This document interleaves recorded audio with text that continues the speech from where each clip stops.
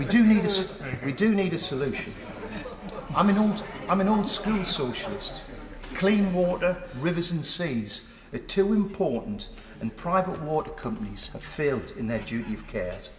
These companies enjoy a privileged position.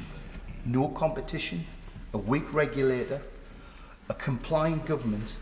I want to end these private monopolies. In the national interest, we should control and run water. But I'm a realist. The Tories and my own party do not have the appetite for nationalisation. So I propose an alternative.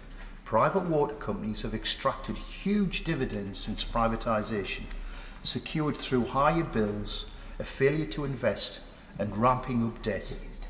In December 2022, The Guardian reported that water companies had paid £69.5 billion in dividends. Over the same period, they have racked up £54 billion in debts. Companies are promising to invest in infrastructure, but only through passing on higher costs to consumers. Why do we accept water companies ripping us off, polluting our waters and telling us to pay to clean up their mess? The government really must take control of the situation, and I support the following.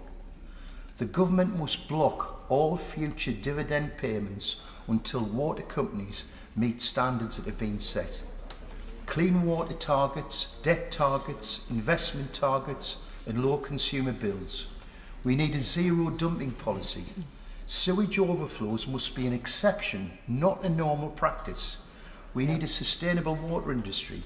This means an ending the practice of borrowing in order to pay dividends. New and modern infrastructure must be a priority over dividends.